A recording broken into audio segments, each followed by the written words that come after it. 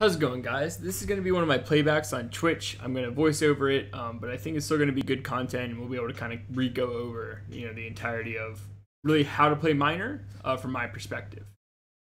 So as we come into this game, this will be like the first map. Obviously, we're going to be more looking towards the right side of the map where it's showing the underground stuff. We'll spawn right there in the middle because this is just the PvE beta, and we'll kind of set up a little machine to get your basic needs like iron, gold, and stone, and then we'll also set up a smaller camp up at the top left for steel. So right as we come into the game, the first thing you want to do is hopefully ask your teammates if you can build a few miners. You click on that middle building and you click on the bottom right, and you'll see I'll actually just go straight up for the top left. In this beta, you actually got free reign if you went up to the top left because there's no spawns up there. And while moving these up here, I'll move the other dwarf that spawns to the middle. But specifically, setting up multiple rigs is definitely something that can be very helpful. So this is the warehouse. You'll see everything at the bottom right. The warehouse is how you actually get the resources to your teammates. So setting that up is going to be your first goal. And then you have these rails. If anyone's familiar with Factorio, these are the same idea as like their transport belts. And this is how you move resources along. The reason you want to move resources along is to actually get them into the warehouse. This is kind of an automated thing. Obviously, why don't the dwarves just carry it directly there? Because you actually want to use a lot of machinery. So we're going to be setting up 2 warehouses in this case. In this top left one, I'll be doing a steel setup so we can get that going for my allies for an early lumber camp. And on the bottom right one, we'll be just doing the iron, as I kind of mentioned before.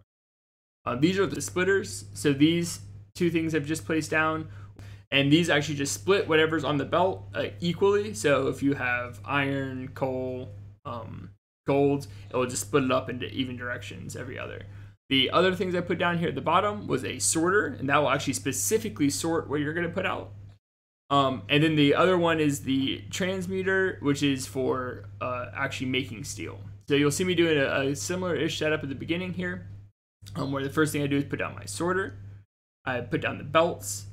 And now I put down the crusher. This part is very important. Everything you mine in this game will just be chunks of ore, and you can't do anything with, include sorting, putting into the furnace, anything, until you actually have them crushed up.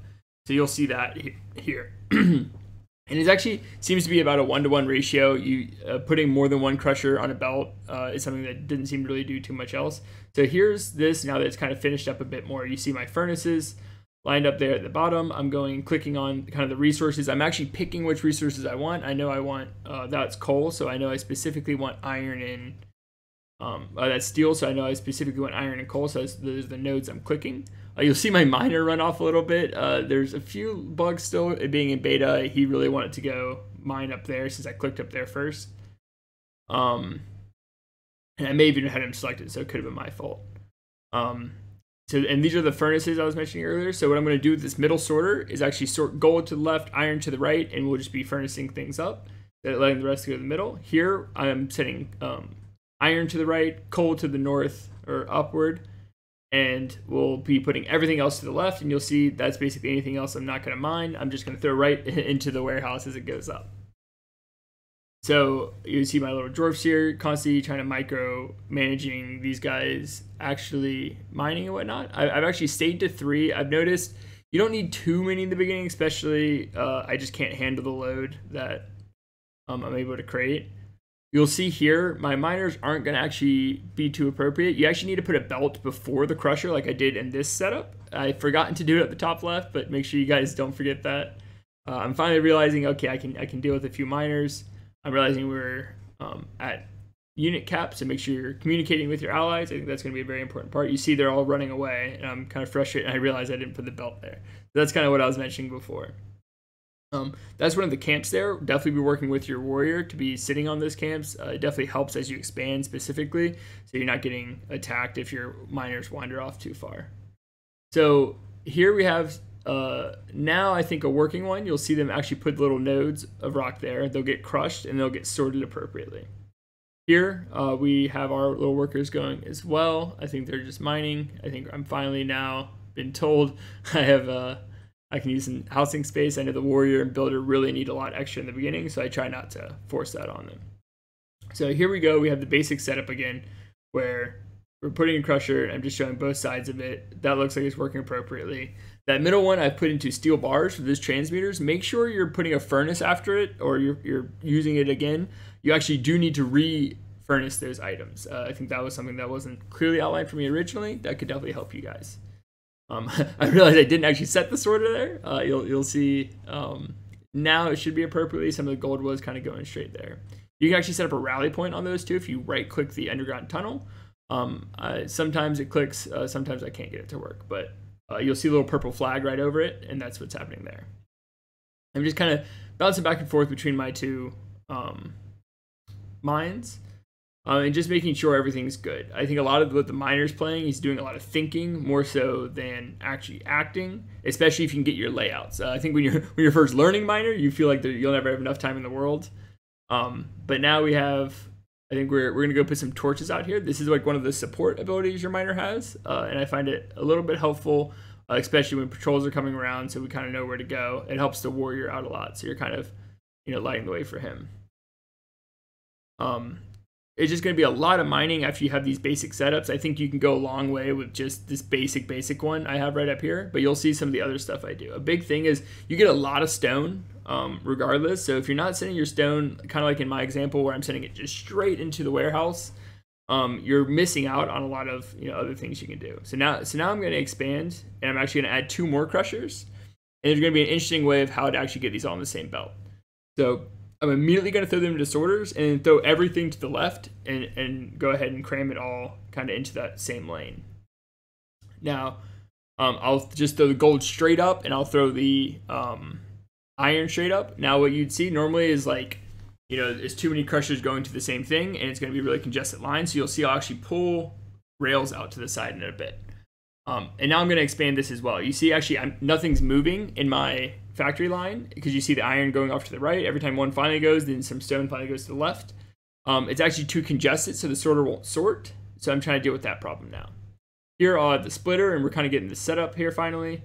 It's still not too effective just yet. But you'll see kind of the expansion I plan on putting on here.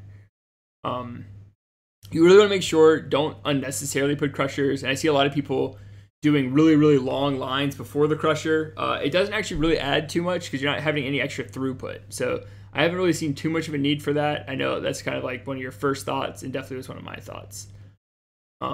This is something big is having your builder come down and build towers for you, especially in the PvE. The miner is borderline useless in defense. He really didn't have anything. You see me building like the skeleton with these blue lines a lot. You actually do it by shift clicking. That wasn't apparent to me either. If you're sitting there waiting for a while, that can get really annoying. Absolutely. I actually need to go and create splitters down this line, and you'll see me kind of thinking about that and like, wait, why isn't it going? So you'll add splitters, make sure they're turned the correct way, and then you'll split it so it goes to the furnace and to the left, furnace and to the left, and to the right. And then now finally goes up. So now I'm just getting a lot of the congestion out of the way for my iron. I do want to still make iron bars, but the goal here is definitely to make steel bars. So that's kind of the main goal, which I'm sending coal straight up again, and that's what you need for steel bars. You need iron bars and coal. And so I'm really focusing on trying to get as many of that. You'll see I'm not clicking very many gold nodes up there, and then in return, I think I'm a little bit in the same mindset where I'm thinking don't click gold down here, but you definitely would want to then go ahead and click as many gold nodes as you can. And I think at some point I realized that we're missing out, or maybe at some point my teammates yell at me. I'm actually at 2,600 gold. If your warrior's really on top of it as well, it can definitely be helpful whenever you're lacking one thing or another. I'm just kind of checking here. Once again, just making sure there's a lot of benefit to sitting there and just kind of looking at your supply lines and making sure they're working before your teammates will notice if you don't. That's for certain, as they're kind of waiting on gold and being like, oh, what's going on? Where is this or that? I'm just kind of, I like to constantly tab up and down just to make sure I don't have any units waiting up there. I like to check on my allies, make sure they don't need anything. You'll see here at the bottom right, they actually have a certain amount of, this guy has 3 ore out of his 6. They'll move a little bit slower when that happens. That's just something good to note. So if you can help that when building with one that has nothing, like I kind of switched over here now to one that only had 1. I didn't see too much of a slowdown when that was the case. Now what we'll do here is I'm going to take these sorters and move it backwards, and we're going to cut all the stone backwards, or basically everything that's not Actually, I think in this case we just do stone backwards, and that's to relieve a lot of the congestion there. And I've seen this has worked pretty effectively, pretty well for quite some time. Here we have just the boss just wrecking us. I'm kind of watching him to see how much time I really have left if we do pull this off. So we come back down, and that's kind of finishing up. So while we're waiting for that to finish up, I check up here. I think moving back and forth is going to be huge for you guys. Waiting for these miners to mine more, making sure you click. At the current state of the beta, you actually have to click every single node. I have not seen a quick way of pressing it. And we had a few devs watching at the time when we were doing this, so unless they were just being mean, I don't think there are any ways of doing multi-select. So what you'll see now is I'm pulling the stone back. So I have 3 crushers, and the really important thing is to utilize at least 3 lines when you're doing that. If you have 3 crushers going into 1 line, it's not going to do much.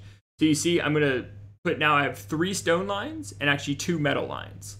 And by doing that, I've put 3 crushers into 5. You'll see I have a pretty consistent build with it. And you see I'm not using a ton of miners, right? I think that's a big thing.